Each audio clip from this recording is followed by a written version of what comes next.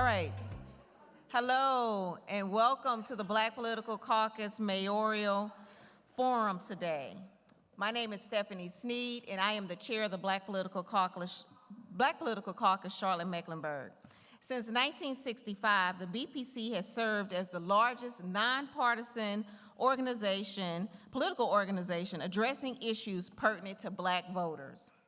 The BPC engages in a number of robust issues to get out the vote. But in addition to that, we are also charged with doing those things that close the gaps for African Americans that have faced disparate impact in the areas of education, the environment, economics, access to healthcare, transportation, policing and criminal justice, and voting rights.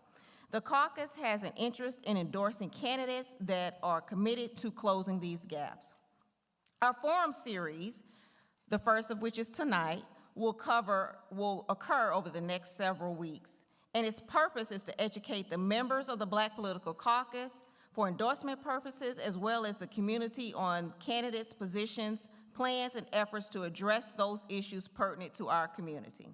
We're looking forward to hearing from all of the candidates tonight on various topics in BPC 2022 priorities, which include, but are not limited to, economic development, crime and safety, health, transportation, and housing. Tonight's event will be moderated by Emmy-nominated Ruby Durham from WCNC Wake Up Charlotte. She's originally from Greenville, South Carolina, and received her bachelor's degree in communications from Coastal Carolina University. A quote that sums up Ruby would be from none other than Maya Angelou. "My mission in life is not merely to survive, but to thrive and to do so with passion, some compassion, some humor, and some style." So before we begin, tonight I would like to let you know that we have Mayor Violaus with us.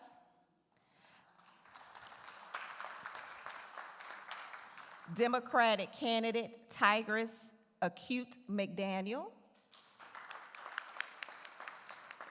Democratic candidate Lucille Puckett. And we also have Willis Drawn, who's running as an independent candidate. He is not on the ballot. He will have to collect 20,000 signatures, I believe, in order to be able to run as an independent candidate. But before we begin, I would like to say thank you to Rita Memorial Baptist Church, as well as to hear a few words from Reverend Farrow. Thank you so much.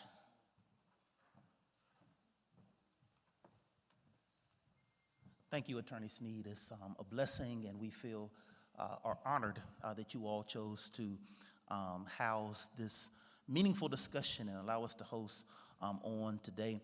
I am so excited about hearing from our candidates, and just grateful for this opportunity to share those who are in our sanctuary, those who are watching by way of Facebook or YouTube. We just greet you all in your respective places. And I also want to thank you for adhering to our protocol here at Reader. We do ask that persons not on the platform, when you can, please keep on your mask. Our bathrooms are right out this way if you need that. And I certainly want to thank our technology team for assisting us in bringing this conversation across various platforms. Let us pray. Gracious God, we thank you for this day that you have made. Thank you, Lord, for allowing us to be a part of a meaningful discussion on this evening. We pray that you bless all the candidates, give them clarity of thoughts, open up our eyes, open up our ears, that we might be able to receive and understand what they're saying, and allow them to hear from us as we know that they work with our interests in mind. We thank you, God, for this caucus and all they have meant, particularly to our community over the years. Continue, God, to bless them and strengthen the work of their hands from their president on down. We thank you, God, for this caucus. Have thine own way this evening. In Jesus' name we pray, amen.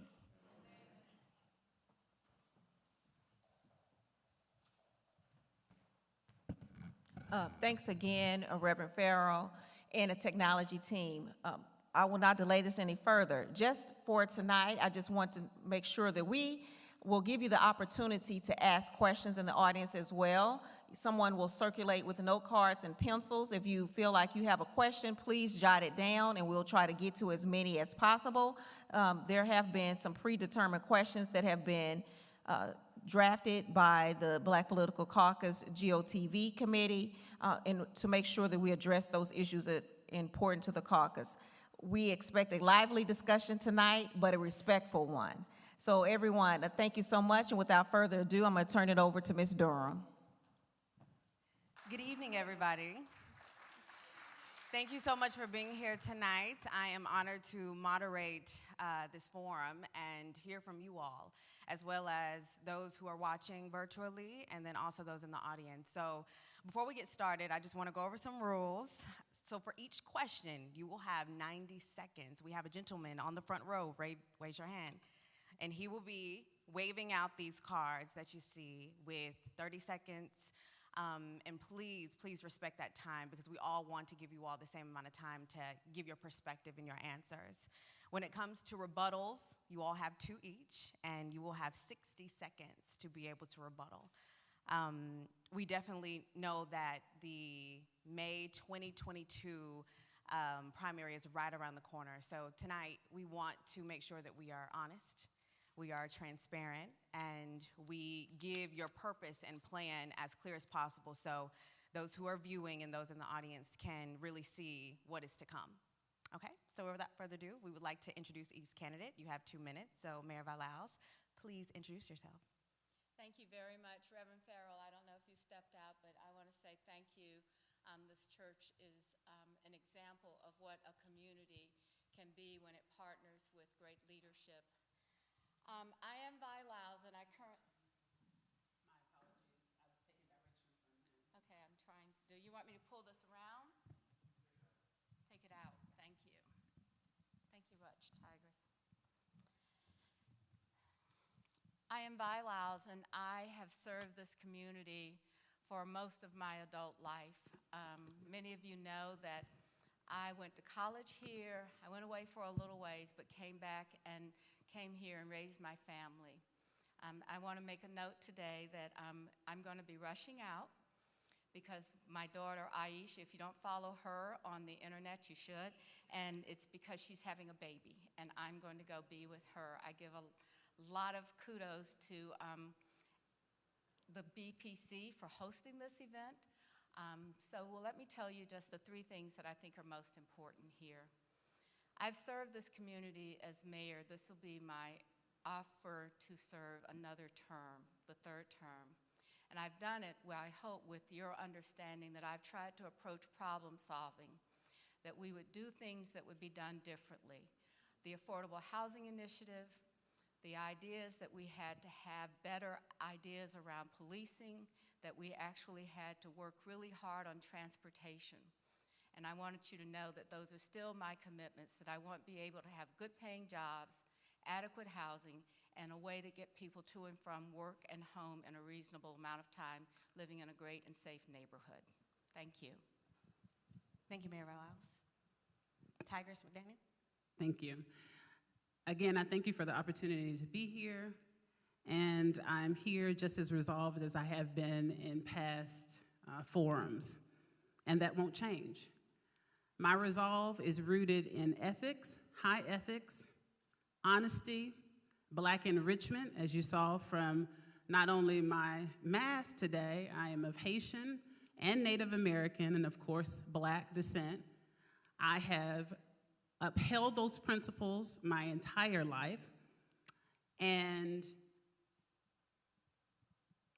the reason why I am bringing those to the forefront as opposed to my qualifications tonight is because of the things that I've experienced as it relates to the BPC endorsement.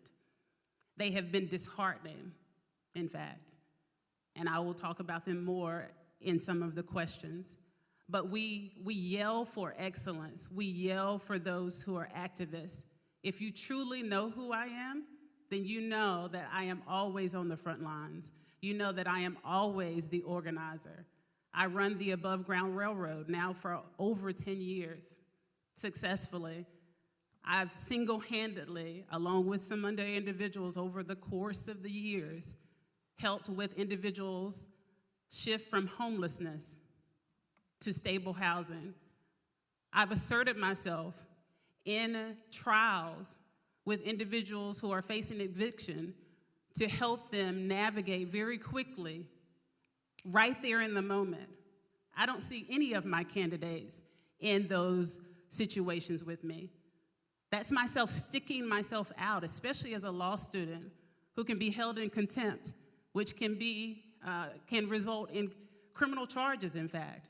But I do it, and I continue to do it, even against the naysayers who are still in our Black community. So, thank you. Thank you so much. Ms. Lucille Puckett.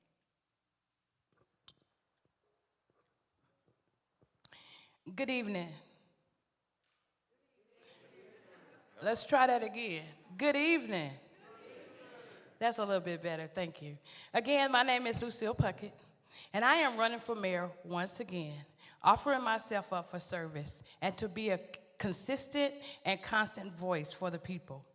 It is hard for me to sit on the sideline and watch our city go unchanged. In fact, worsening for the underserved and the underprivileged. The playing field is not equal. In fact, not even close. Certain issues are not even being addressed.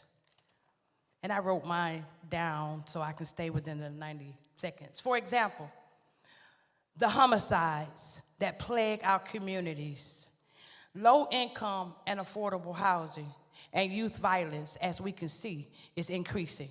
We just had a 13 and a 14-year-old shot, one killed just the other day, and I was in that community again today talking to the people in that community, and they want to see change.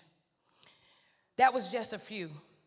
Our people, African Americans, that is being displaced, and there is no protection with the current plans that is in place for our city. Look at Brooklyn Village, for instance. When we talk about affordable housing, many of us know $1,200 for a one-bedroom is not affordable. So when we throw that word around, affordable, we're talking affordable to who? This is not a popularity contest. This is about the people of Charlotte. When we looking to re-elect or elect a candidate, someone here, we need to be looking at who is here to serve our people.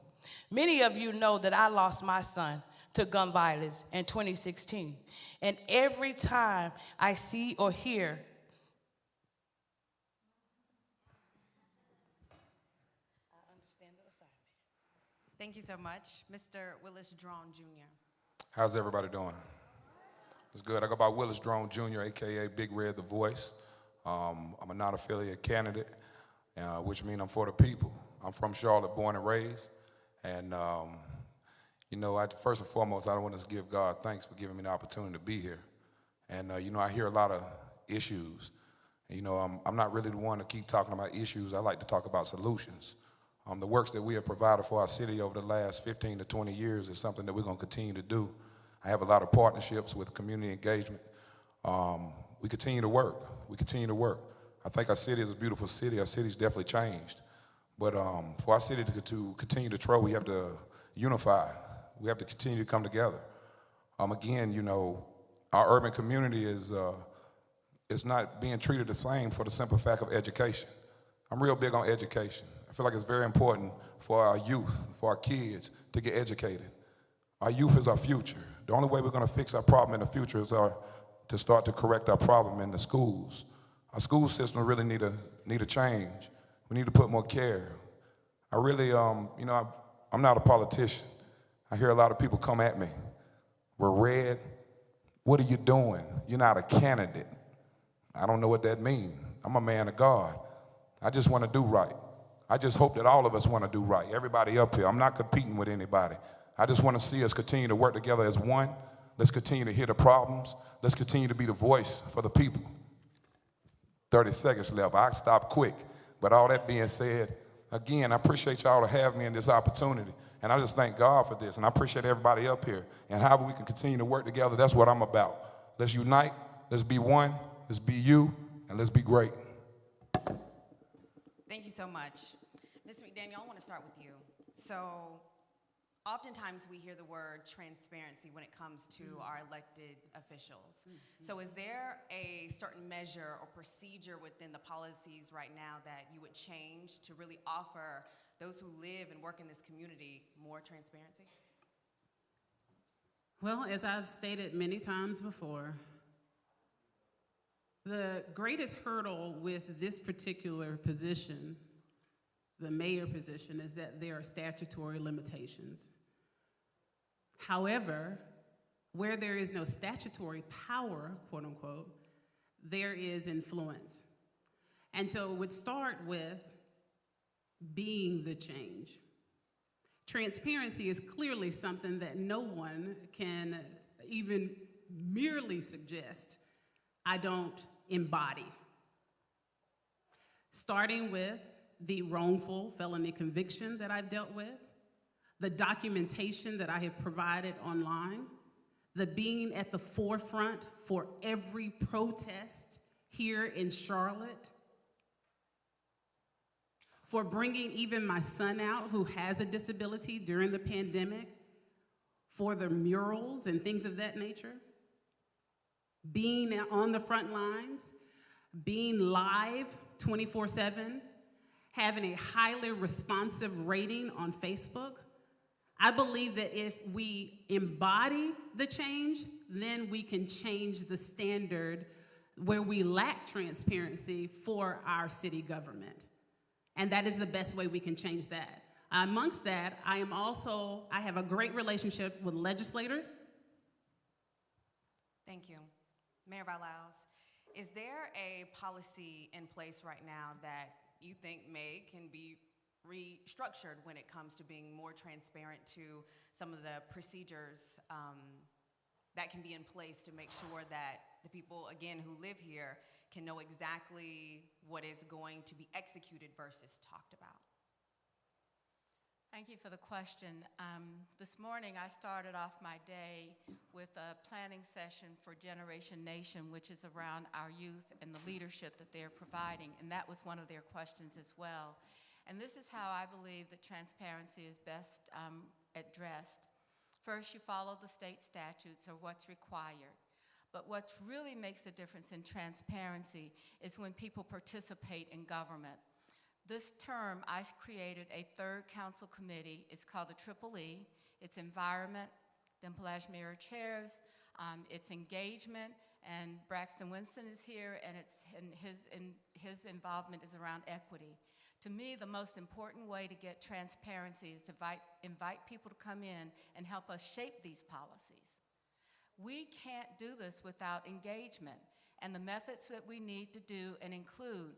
We did somewhat when we had the protest and we created the Safe Communities group, where we actually brought in community activists, community leaders, people that understand these things, and they said, we will advise you. That's what helps us with transparency, the continued engagement by groups like that and like you tonight. So that's what the policy that I would like to see, is that we include more young people in our investments and discussions, and we include the neighborhoods and the leaders in the community as a part of that. Thank you. Thank you. Ms. Puckett, you talked about teen violence in your introduction, and so what I want to hear is more so on how can we be more transparent to families, to students who are walking in these schools every day, experiencing their peers involved in violence, and also families who want more answers on how can we make sure that things that we're seeing on the news, things that we're seeing on the streets do not continue to happen? We have to get involved. We can't sit in our silos and think things is going to change. You can't hear the cry of the people in the community if you're not out there with the people. These brick walls are meant to, it's a sound barrier to keep noise out or keep noises in.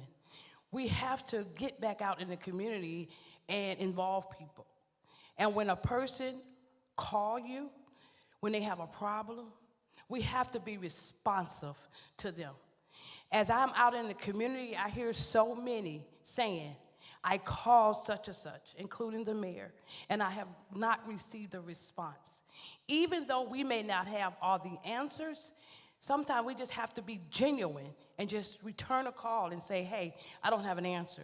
But when we talk about transparency, we can't continue to have meetings before the meetings with people and not involve the other city councils in on the plan. And then when it come out at the last minute, you want to say, oh, I slipped. I didn't mention this to you, but this is what we're going to do. That's not transparent. We should not hear from the media or what the plans was when they bring it to the people. The plan has really already been discussed and decided. We really need to involve the people on our decision-making process. Thank you. Mr. John Jr., you also talked about education being top of mind and kids being the future. But when it comes to schools right now, this teen violence situation is top of mind for a lot of people. So with you being a new face, how can you get people to trust that you will put a policy or procedure in place to make sure that kids know that they have someone to talk to, they have someone to go to, and they're in a safe place? Well, first and foremost, I'm not a new face. A lot of y'all are new faces to me. I don't see y'all in the community. So I'm here for transparency so I can come a little closer, because I've been knocking on the door. I'm the one that listens to the community, and what they say they want us to do is get a little closer. I don't know any better way to get closer than this. So back to your question. It's very important for us to focus on education. Our community partners that actually knows our community should be the ones that's getting funded to touch our community. What we do, we give fundings to out-of-town partnerships that doesn't know our community. And then they wonder why we don't be around. See, they use us as volunteers. See, we tired of being volunteers. See, after volunteers, they know how long we're gonna last because they know our heart's involved. And see, what they do is they hire other folks to come over here and touch our people. But you can't come down here and touch our people with other folks. See, I'm from around here. You may not be from around here, but that don't mean you cannot get to know us. But before you get to know us, come to our community. Because when we go over there to the offices, I'm not dressed up enough. So what I did is become a little bit more transparency by putting on the same clothes it takes to look like y'all. Because you won't put my clothes on and come in my community.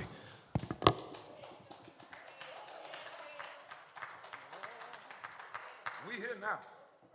Thank you so much.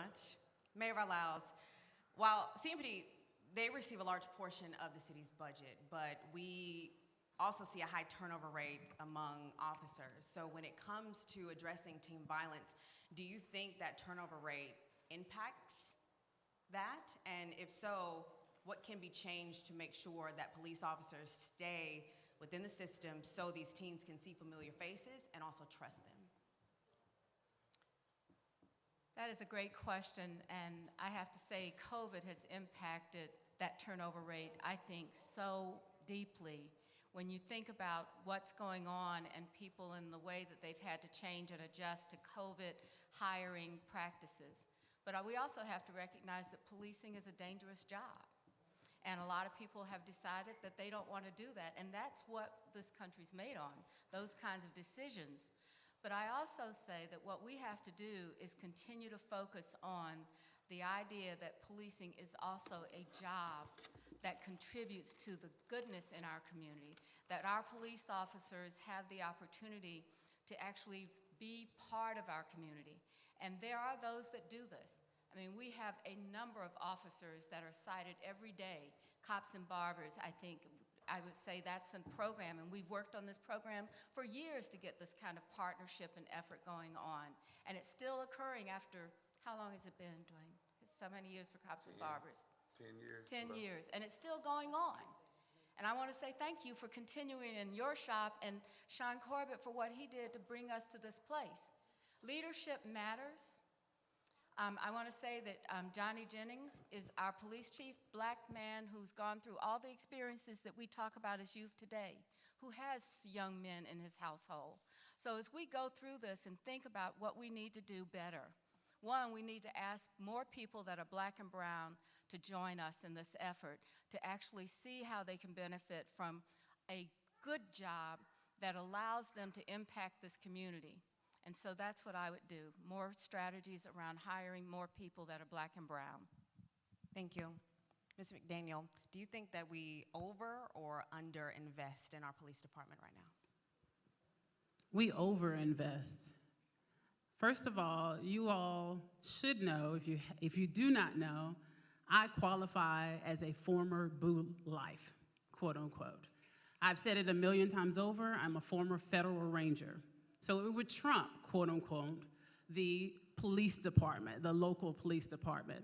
Some of you know that I have gone and attended many of their functions to unify the community with the local police department. You also know that I single-handedly will police the police department where I am not invited. I have posted these things. If you're not familiar, all you have to do is go to my Facebook page, Google my name, and you will see the many live videos that I have posted to show exactly me confronting them. I have pulled over, I have provided the buddy system for individuals who have been pulled over when I see them in life with my son in the vehicle, because I know I know the law. They know that. And unfortunately, they have no respect for individuals generally who don't know the law. And that's what they abuse. And just in the last month, I have provided that buddy system where someone was being pulled over unjustly and being mistreated. And that's on Instagram as well. It's there in front of you. Do not let the naysayers tell you otherwise. Thank you. Ms. Puckett, Can you repeat that? say that one more time. Repeat your question. Because So I'm going to ask you about education, because right now that falls outside of the scope of the mayor's and city's role. However, what is a creative way that you, if you were elected as mayor, that you can help promote education equity in the city? well, education is outside of the city's parameter, but after-school programs is not. The idle mind is a devil's workshop. And even today, being over in Southside homes, where there is no recreation, nothing for them children to do. I talked to maybe 30 families or more, and that was their number one priority, recreation, something for these kids to do. So being the mayor, that will be one of my number one priorities, is to invest in after-school programs, places where our youth have to go. But because when they have mentors, when they have someone to help them with their schoolwork, their issues, they may be hungry, whatever the issues are, all of that tie in to our educational system. Today, when I was a youth, I wore green for St. Patrick's Day because I didn't want to be pinched. So many of our young people don't even know what that is. They're too busy worrying about their food, housing, or whether they're going to have to dodge a bullet. So I would invest again into after-school programs or something for our young people to do, including youth jobs, because when they start making money at a young age, then they know what it is to invest when they get older. Thank you so much. Mr. John Jr., is there something else outside of after-school programs and jobs that you would be able to initiate as the elected mayor to promote education equity as well? I feel like the county and the city need to collab. You know, I don't understand how we're dealing with two separate fundings for the same child. Our issue, first of all, we have funding that we don't know where funding goes. And when funding goes places, we still give funding to the same programs, companies that doesn't work. I'm confused with that. So again, our issues, we have to unite. We have to put each other in the same room, but we also need to put the problems in the room, not on paper. You have to understand the kids and really understand what the kids are going through so we can help change our kids. Until we, start to put a touch, really touch our kids. It's amazing how we want to come up with so many programs, but we don't even know where the mentality of our kids at today. We have to put our time in to touch, pray with these kids. That's another thing. Can we put God back around here? Can we do that? And that's what I'm talking about. But I'm going to tell y'all something. Again, I'm not Democratic or Republican. I'm talking about God all the way through this walk, y'all. So I'm going to be ready. I want y'all to be ready, because that's what we're going to do. That's what we're going to do. That's what's going to change this here. It's one step at a time. God first, and then from there, we're going to go from there. So if y'all don't mind, let's talk about God a little more. Thank you so much. Mayor Vilaus, let's switch over to affordable housing, because that is one of the #1 issues in the city of Charlotte. Is there a different approach that you think can be taken to make sure that people can afford to live here? Absolutely. We have to have a continuing effort around affordable housing. A couple of weeks ago, a woman called me or sent me an email saying that she was not sure that she'd have a place to sleep the next night. And we immediately went to action, made sure her rent was paid. She was put inside her apartment after the city used that federal money to make sure that her rent was not, the past rent was paid, but months going forward were paid. That's the kind of responsiveness that we can do if we really care about what affordable housing means. Since you approved and you voted for that $50 million in bonds, and we matched it with $50 million from the private sector, we've done 4,700 affordable units. 3,000 are about multifamily, and we've preserved over 1,200 neighborhood homes by rehabilitating and doing that work. But there is a future that has to change. We've implemented so many great policies requiring, if you get city subsidy, you have to provide 20% of the units for 30% and below. We focus on the lower amounts where people are not able to afford, and we're going to continue to do that. But as we go into this new transit plan, and what we have to do is we're going to have to buy the land and build affordable housing, just like we're doing down in Ballantyne at our police station. We're going to wrap it with apartments. We've got something going on at the end of Catherine Simmons, where Habitat's going to build for sale affordable housing. We're going to continue. This affordable housing has been something that I've cared about for much longer than I have been mayor, and I will continue to care about it as long as I am mayor.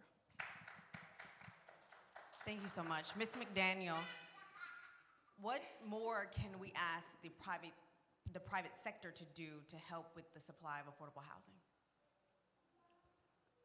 When you say private, can I get a little clarification? Are you speaking about the commercial landlords who are not, of course,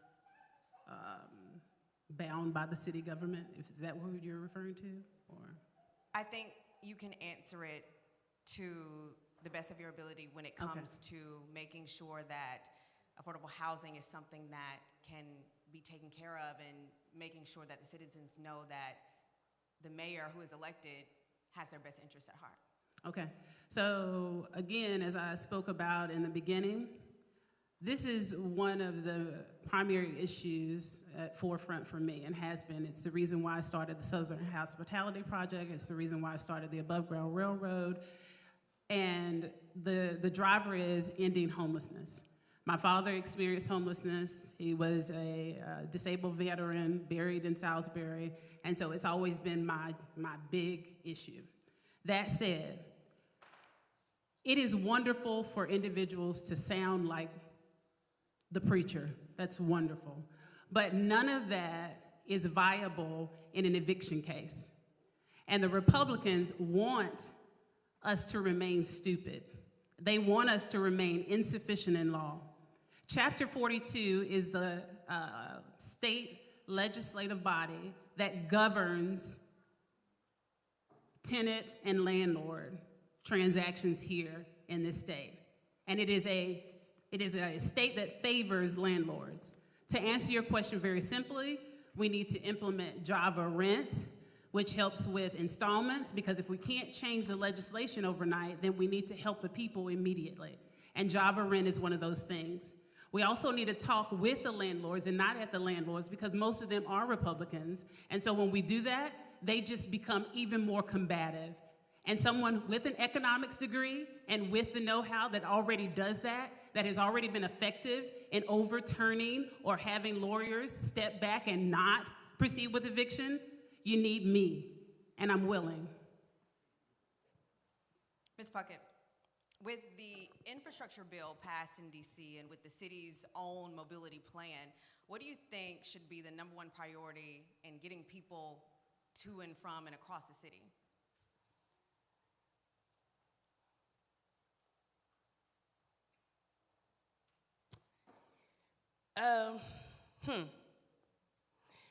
Buses, the transit. When I look at that, we have to be careful when we're looking at the 20-point plan transportation as to where we really invest in our money at. What area do people really need transportation? Because when I look at this train right now that's just running like in the Johnson C. Smith area, that short distance, when I'm in that area, I see very little ridership, very little ridership. But when you go to places like the other end of the Betty's Ford Road corridor, or when you go to Freedom Drive, or when you go over on the plaza in areas like that, you would see that you would have better utilization of such transportation. So we need to really look at where our concentration of people are when we go to looking into plans for transportation. I don't feel like in some areas they saying do away with cars and things like that. I don't think that's a viable option for our city right now. We're not a baby New York. We just need to really assess all of the situations. I did want to answer your other question, but you went to another question for me. Thank you. Mr. John Jr., recent reports and figures show that the Blue Line extension has been a catalyst for gentrification. Is there a different measure or plan that you would suggest be put in place to make sure that does not happen? Instead of making a plan for it not to happen, for that we see that it is happening, I would like to make a plan to at least suggest our community that has the opportunity to see the new grocery stores that we used to not have at least get higher minimum wages so we can enjoy these new grocery stores, these new stores before we get out of here. So that being said, it's already on the move. So this being said, I like to save those that's here enough to at least get enough pay so we can still keep our houses that the prices has went up. So I feel like that's something that we need to really work on. You know, we're changing the city so fast, but we're not letting the ones that's from here catch up. And so what that does is get the movers out the way. And, you know, baby, to piggyback on what you said, I don't know if this how this work or not, but the train system is something very special. We need to run that thing back to that west side, the east side. That's how we're going to get to see what our city's really about. So, you know, that being said, you know, we got to really work on saving those that's here now. Let's raise up a little bit so we can enjoy our community while we get to see a change, because I don't want to enjoy my community from a distance. I want to be able to enjoy my community right now. Ms. Vallas, you have a rebuttal? Well, it's not a rebuttal. It's actually something I want to say. I'm grateful that every candidate up here is supporting the mobility plan, because mobility is where we need to be able to ensure that people can get to a job that pays them a great wage. I know that Mr. Newton's in the audience, and what I would say is that we know that the East Side needs better jobs. We know that we're building a medical school right off of 277. We do need that East and West train. We need that Silver Line so badly so that we can get people connected. Atrium has said that there are going to be over 5,000 jobs that just require a 2-year degree from Central Piedmont.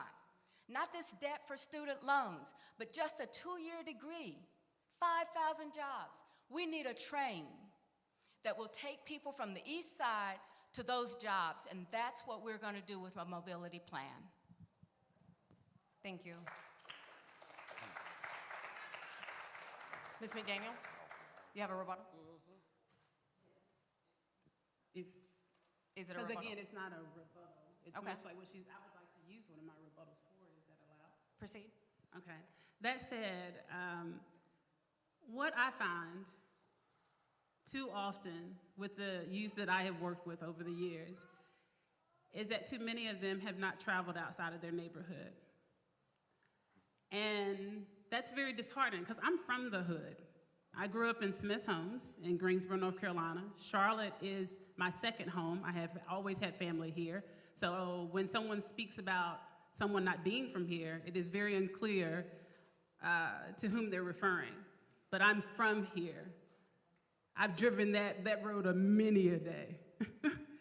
That said, again, when we cannot experience outside of our immediate area, then we lose hope, or we're restricted in our aptitude and the things that we have access to. And so that's why the mobility plan is important. Thank you so much. Ms. Lucille Puckett, I have a question from the audience that kind of refers to this topic that we're on right now. Someone's asking, it's not just about affordable housing, more so than the projects approved that drastically raise property values or developers building outstanding price sectors in our city. What can the city do to mend the amount of greedy developers wiping out the affordability of our city?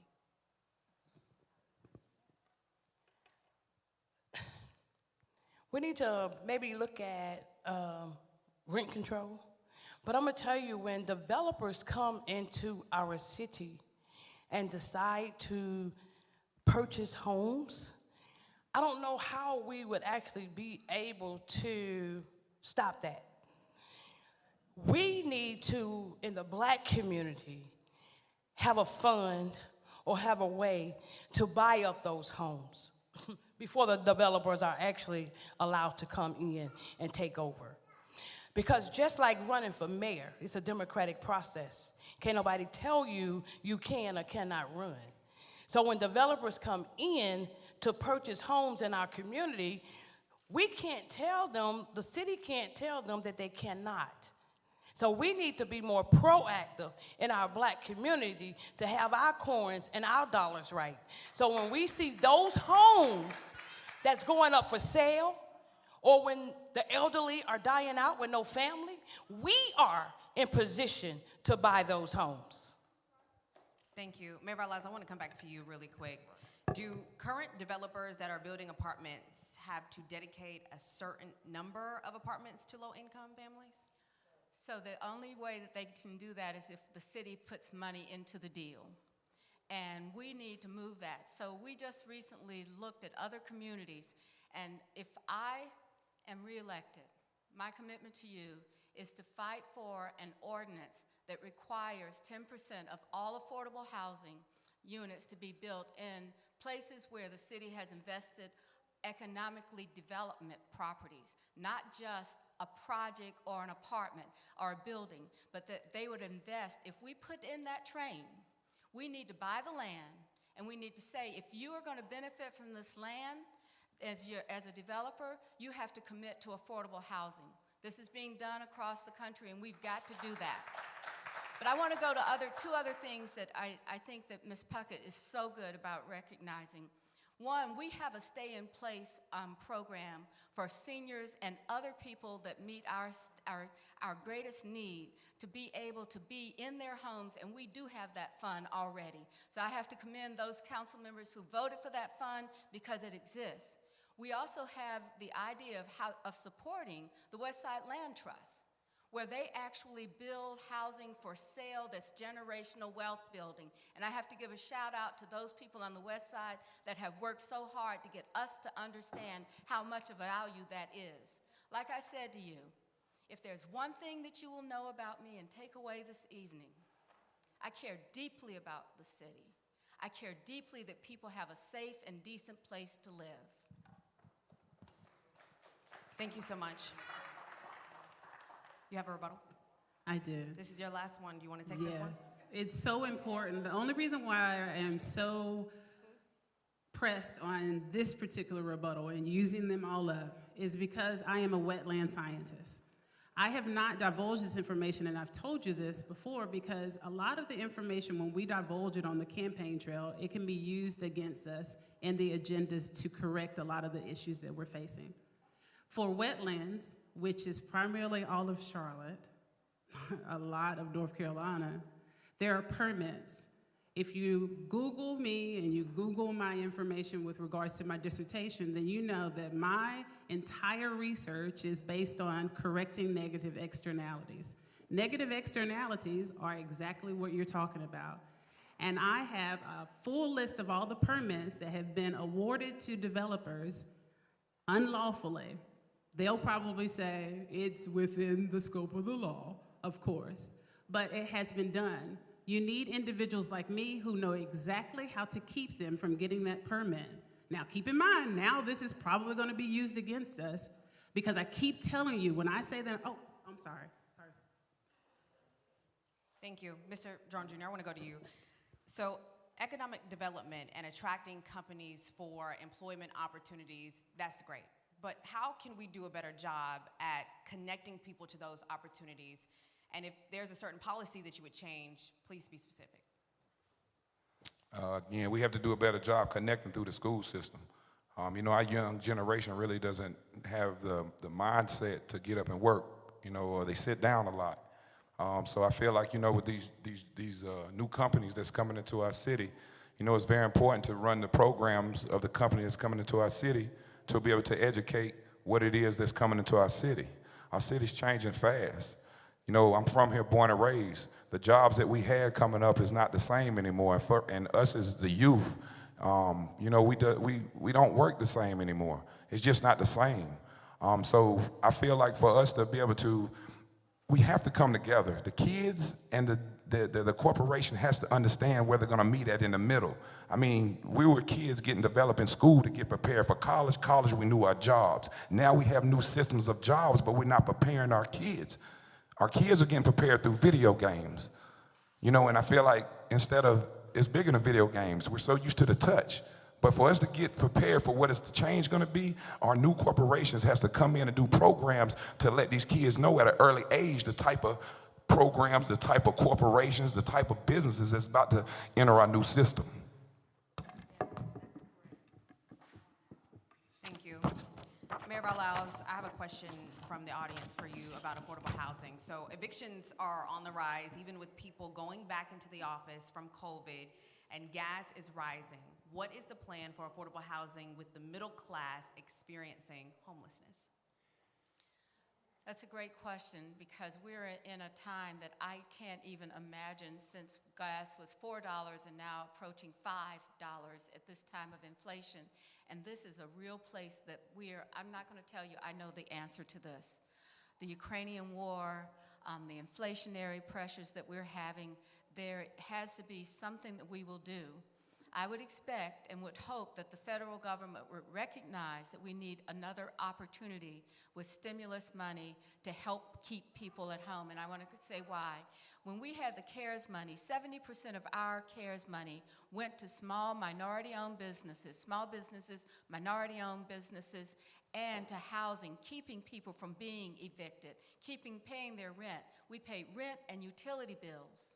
Those are the things that kept people from being homeless. So we're going to have to look at some prevention methods. We're going to have to use the remaining federal funding that we have to figure out how to keep people at this terribly difficult time of having the war, the federal government experience that's going to us. And I would say to you, I hope at some point the president gets this infrastructure money out so that we can get people jobs in the street and we can get some things built and put money back in people's pockets. Thank you so much. Ms. Puckett, what is your view for providing additional funding for affordable housing initiatives that do not oversaturate existing and historically Black communities?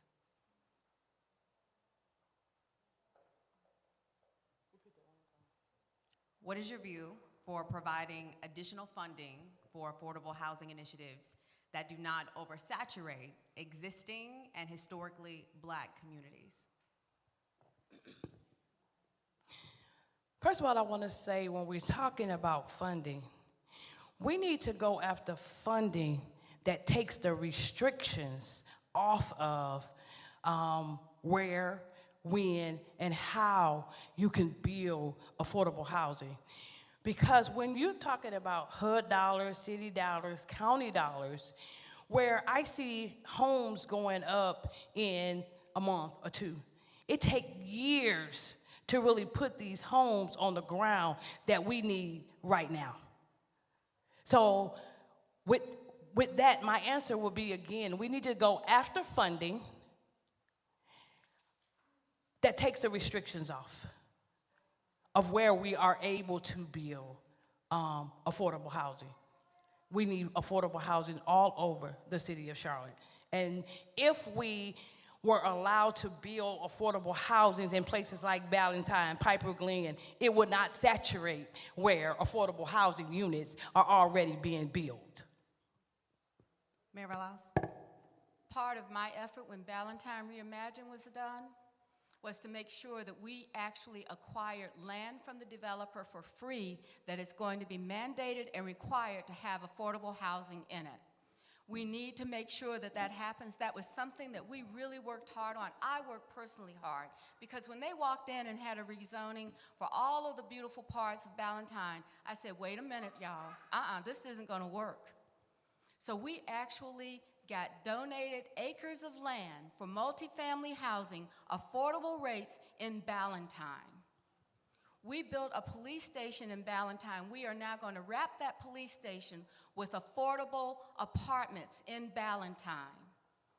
Now, this isn't something that you end up doing just in a moment's notice. You actually have to work at it, you have to be consistent in it, and you have to be passionate about it.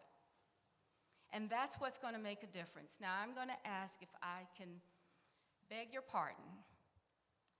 If you know how much my daughter means to me, follow her on the internet, whatever, Twitter site and all of that. But I would like to ask permission to be able to go and be with her while she is having her baby. Yeah. I know, thank you. But I'd like to say to you that since I've been mayor, think about this, $100 million in affordable housing, 4,400 just in this last term, in last 2 terms, 4,700 new houses, 10,000 jobs, building the connection between mobility and equity, building the connection between housing and equity, building the connection between jobs and equity. I get this.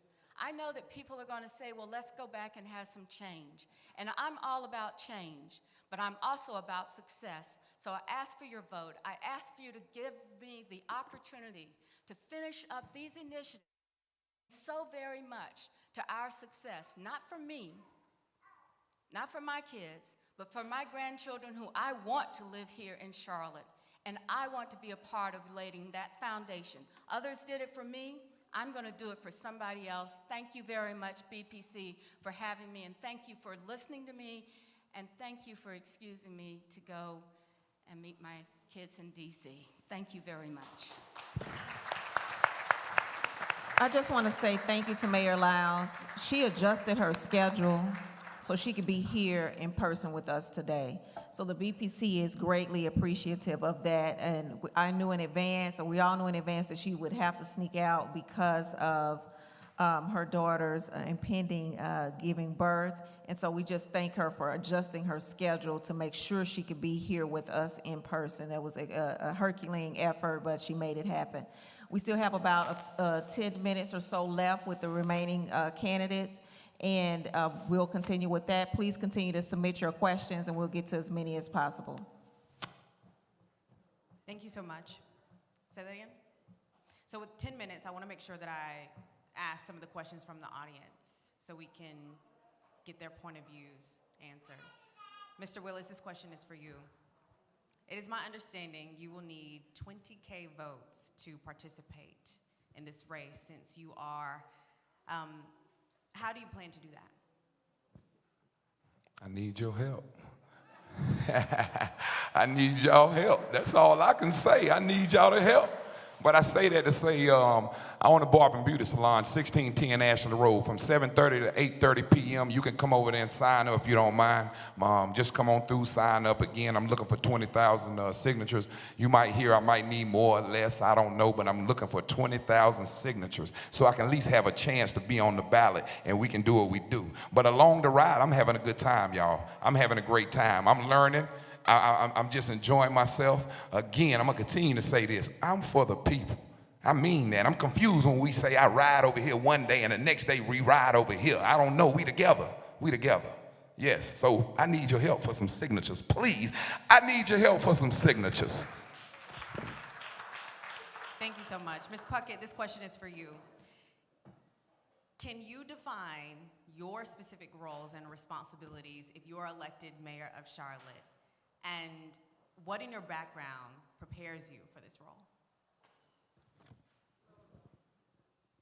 I don't know anybody's background per se that prepares them, really to be the mayor. I can say I have an associate's degree, I have a bachelor's degree, I have a master's degree, but life prepares me for this particular role. When we talk about the homicide rate, I experienced that. My son was murdered. When we talk about affordable housing, I lived in public housing. I went down that route. I was a commissioner on a housing authority board, and I saw how they twist this number and twist that number to actually destroy properties like they do in Delahaye courts right now. How they did Boulevard Homes, Piedmont Court. They told those people that, hey, we'll give you a voucher, or if you move out right now, when these developments are rebuilt, you'll be the first one to have an opportunity to move back in. Lies. I'm out here in the streets every day for the people. That's what qualifies me to be in this position.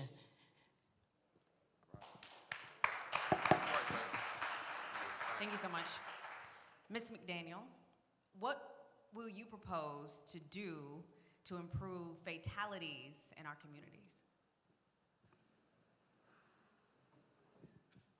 So some of you know that I was very outspoken with regards to Lamar McNeil, who was shot and killed. That was my lifelong friend. We grew up in Forest Grove and Smith Homes, again, like I said, together in Greensboro, North Carolina. And he was a barber here. And while he was doing what he does, giving discounted haircuts on the campus of UNC Charlotte, he was robbed by and shot and killed by a fellow Black American, a youth. So that said, we have issues with both Black on Black crime, we have issues with white on white crime, we have issues with every nationality committing crime against every other nationality. And so where it starts is unifying the community again. And that's gonna be a pretty difficult task because right now we've seen in the pandemic that there's been so much racial tension.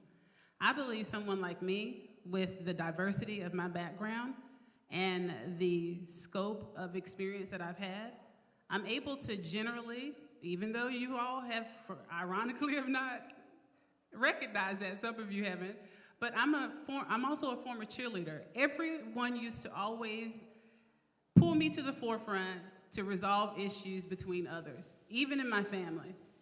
And I have a unique skill set to do so because of my mom. She's a true mom, so she doesn't play favorites. So if you're wrong, you're wrong. And I believe that I can bring people together in that regard because of my objectivity. Thank you. Mr. John Jr., how do you plan to put the people over profits once your campaign trail is over and you are in office? Can you ask again? How do you plan to put the people over profits once your campaign trail is over and you are in office? Are you asking me? A question from the audience. So you're asking me what I'm kind of confused because the people are already before the prophet. Yeah, we are the people leading to the prophet. Is that what you're asking? I'm confused, I'm sorry. It's okay. Yeah, can you ask me one more time? I might get it this time. Okay. Let me hear it one time. I'm trying to, this sound like a tricky question. Sound like because I talk about money a lot, they want to ask me what we're going to do when we get the money. Is the people important? I said the people are important so we can get to the money, so we can get funding for our people. If that's what we're talking about. So in case you got a better question, can I get a little different one? And you can ask me more about kids too. I got some more knowledge besides that. I love my seasoned folks too. Yes, Lord, I love my old folks. They say that ain't good, but I'm gonna call you seasoned because y'all been good to me. And I appreciate that. Thank you so much. Ms. Puckett, during the last race, you got less than 3% of the vote. Why run again? I'm going to say this just like I tell everybody else. Abraham Lincoln ran 11 times before he was made president. I have 7 more times to go. Come on now. 1 minute it might be 3%. The next minute it might be 50%. It just depends on how tired the people are, sick and tired of the mess that we have going on in our city. People are woke right now because of what happened to George Floyd, what happened to Breonna Taylor, and they are seeing through the BS, okay? So now they want somebody real to take the seat and take the helm and lead this city forward for all people. So 3%, if you do the math, you add 97%. And if you go vote for me and you tell your 10 friends and they tell their 10 friends and they tell their 10 friends, I can see a victory in this election. Thank you very much for the question.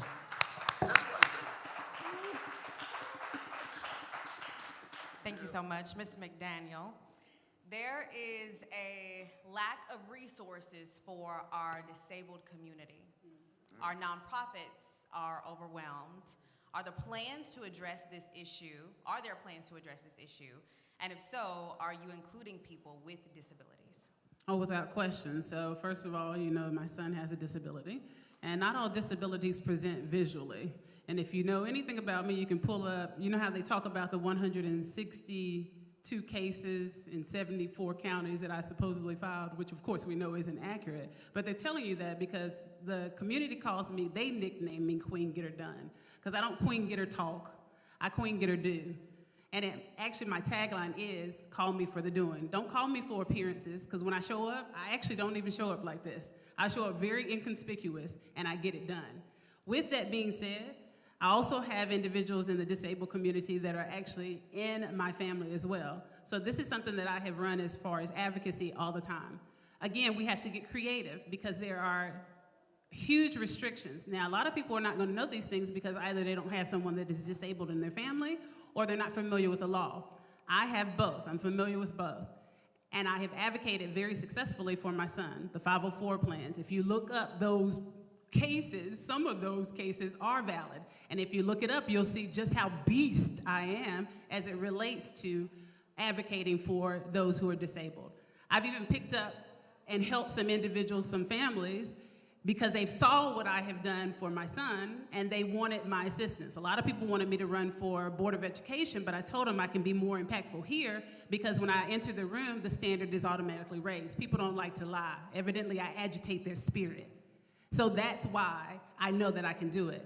The creative way that we can do that is with federal funding, because the federal law is there, and that's what is the main statutory driver for those protections. Thank you so much. Mr. John Jr., would you be willing to require level up sites to provide free memberships to nonprofits who work with at-risk youth? Can you repeat that? Yes. Y'all got some questions for me. Huh? Would you be willing to require level up sites to provide free memberships to nonprofits who work with at-risk youth? Of course. I mean, as long as it's for the kids, we want the kids to be able to come in free. You know, I mean, yes, that's what we're doing it for. It's for our people that can't afford anything to come on in. The water's fine. That's what we're here for.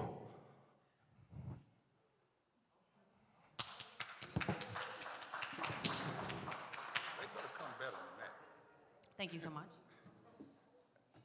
Ms. Puckett, a lot of people are asking about response times when it comes to CMPD, saying they do not pay attention to response times in more of the low-income areas. Is there something that you would bring to the forefront or address to make sure there is equity in those times?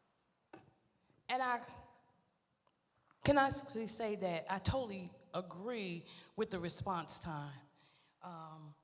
And I'm going to put it like this. My daughter was in a domestic violence situation, a matter of life and death. I beat the police to my daughter's house from one side of town to the other side of town. And when I got there, the police was still not there. And when they arrived there, they was walking down the street slowly because they were scared of the situation in the black community they was coming into. Chief is doing an excellent job of trying to speed up the response time on all sides of town. But I just think we as a people, I'm not saying we don't need the police, but when we start policing our own community and letting people know that crimes in these communities are no longer acceptable and you're gonna deal with us before those police get there, you'll see them response time speed up even quicker because they want to avoid another situation. But I just feel like working closely with Chief Jennings and with the community in reference to the response time, because oftentimes people don't even report that. The chief don't know what's going on. So we just need to do a better job of communicating and working closely with the police department to bring about the change that we need to see in our community. And that's not only with the police, that's with affordable housing. We need to start holding people accountable. Thank you. Ms. McDaniel, is there a different program that you would put in place to bridge the gap between police and the community? I would say additional. I take no issue with cops and barbers. There have been similar implements in Greensboro where I grew up, and I was front and center. I've always, again, there are going to be some stories that you know, and there's going to be some that you don't know. I invite you to go to See Tigress Run, because of course in 90 seconds or 60 seconds, I can't tell you all of my history, but I've put a lot of my history on that website so you can see it. So as a former model as well, I did a lot of hair shows. And with those hair shows, I was always around the stylists and the barbers. And of course, we know they do a lot of community work. That said, so I'm familiar with those type of programs. We've also had programs with the local universities, and I believe that they work very well as well. The other program that I would add to that is the most important that has not been done yet, because there are a lot of legal implications as far as fiduciary duty. If you're not familiar with the term, it just means that a lawyer has a greater responsibility in the information that it gives to the people, because they can be sued if they give misinformation, much like malpractice with a doctor, okay? That being said, I'm going to be the only one who will be qualified to give that information viably. You understand? That being said, I would love, and I've said this in other forums, I would love, it is my big driver, to actually have a legal education forum for the community on a monthly basis and complement it. Thank you so much. So we are going to wrap up in just a few minutes with closing remarks. But first, Ms. Puckett, you have not had a rebuttal, and you want to say something? I'll allow it. I absolutely do. When you talk about bridging the gaps between programs to bridge the gap between community and policing, we have to get rid of the racism first and the white supremacy first. We have to add in how we are screening our police in the first place to come into our community. Because as long as that white supremacy and that hate for the communities that they are here to serve, there's no amount of program that's going to change their heart. Thank you. Can I Mr. speak? John? Yes, I just want to talk as far as they keep talking about the cops and barbers. I'm a barber. Me and other barbers created a program, Cops and Barbers, probably about 10 years ago, and it's something that continues to run. But I also have a program that I am actually in process now with CMPD. I talk to every recruiting class. It's called Beyond the Blue Lights. And what I do, I educate the CMPD how to speak to us before the blue lights. Us meaning community. First and foremost, my mother's white, my father's black. So us means I'm all things with y'all. That's number one.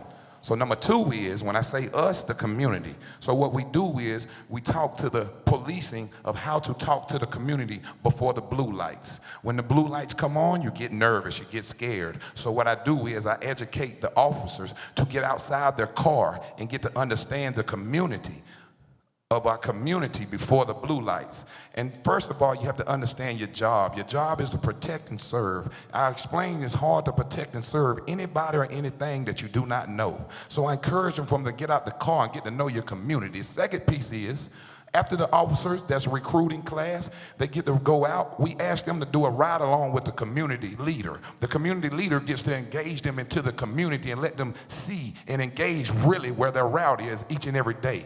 And thank you. Thank you so much. So we are going to round out this panel discussion, and Ms. McDaniel, you have 1 minute for a closing statement. Forgive me, I'm going to do it in bullet points.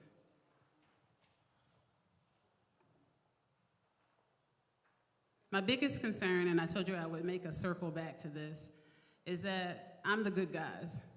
So if you are driven to dislike me, have disdain against me, then that's indicative of your character, not mine.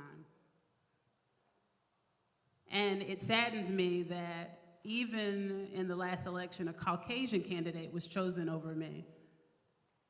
And the reason why it was so disheartening is because, again, I'm black. And those who are know exactly what I'm talking about. I have not ever had an issue with being myself. You hear about people changing and switching code. I have not ever switched code, ever.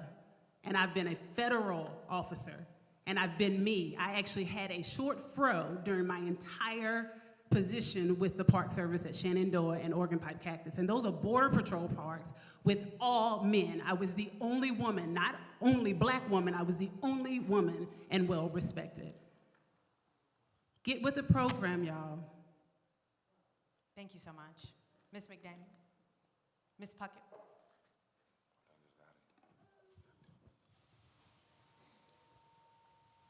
I want to say, don't define me by the color of my hair. People say I'm not serious because my hair is red. Fire is red, and there's fire up under this red hair. Nor the way that I look.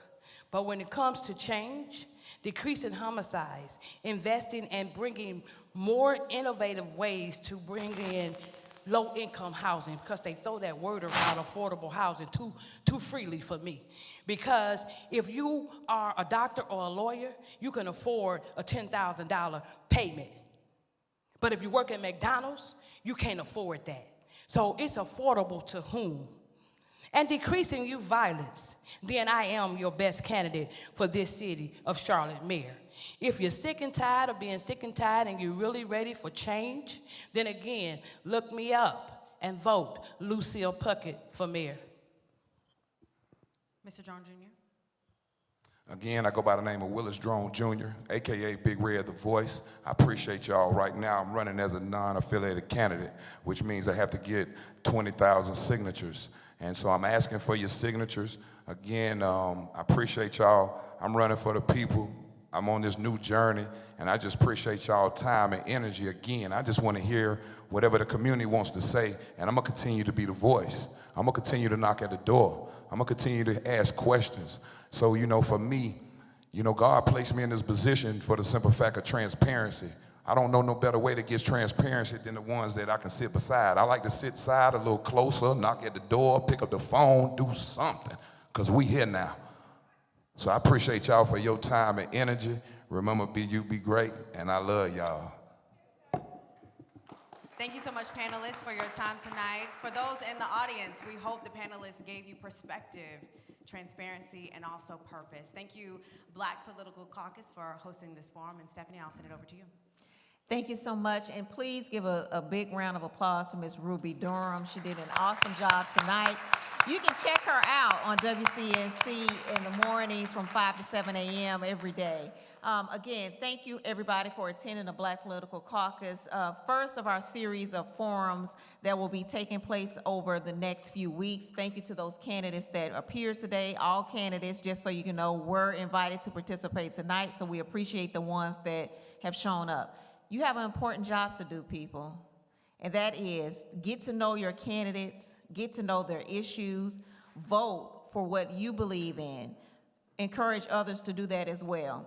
And I can't let the night go because everybody would kill me if I did this. I'm going to take a moment to recognize the elected officials that are here as well as the candidates. Now, candidates and elected officials, I know y'all like to talk, but I just want you to say your name, what office you hold, or what office you're running for. And I'll start on this side of the room. You're in the front, yeah.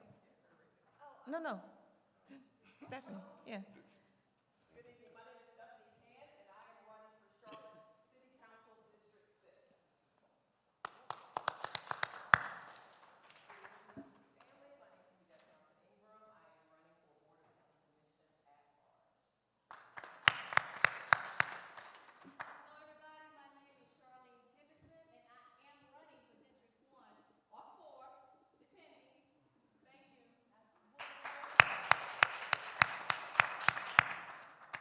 Good evening, BPC family. Joyce Rondell, and I represent you. In the North Carolina Journalism Senate 40, I'm running again for my 5th term, and I believe it's Lucille. Good evening, BPC family. My name is Samantha Bowley. I serve as the magistrate here in Mecklenburg County. I'm running for District Court Judge seat 19. Good evening, BPC family. I'm Dimple Alfredo. It's an honor to represent you all on Charlotte City Council as your at-large member. I am seeking my third term on Charlotte City Council. Thank you all so much for your support over the past 5 years. Thank you.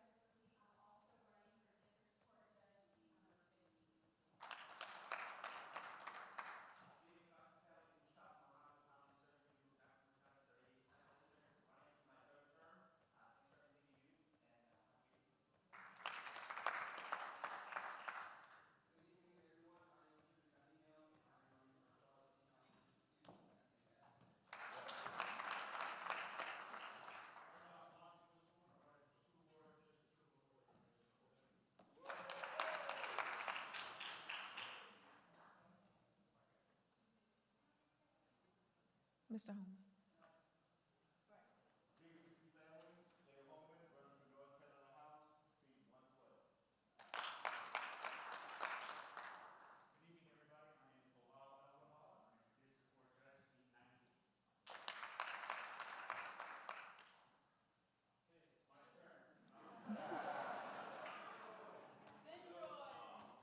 I'm running for City Council in District 5. Let's get it done. Yes,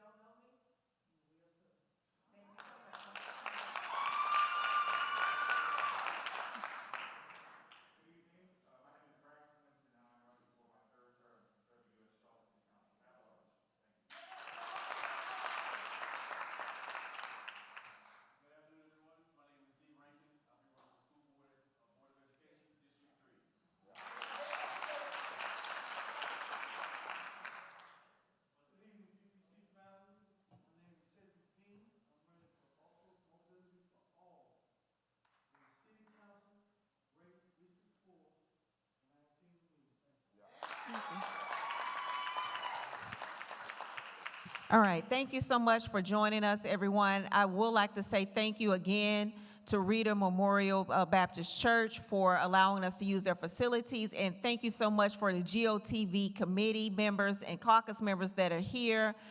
Caleb Tedros, our first vice, also serving as GOTV chair, Kim Webb as the co-chair as well, Dr. Gloria Rembert. We have Dorothy Brown Jackson, Ms. Evelyn Hollis. I think that I called all of the GOTV members that are here, as Amanda Thompson-Rice was here earlier. So thank you so much. We're looking forward to seeing you at our next forum. Good night.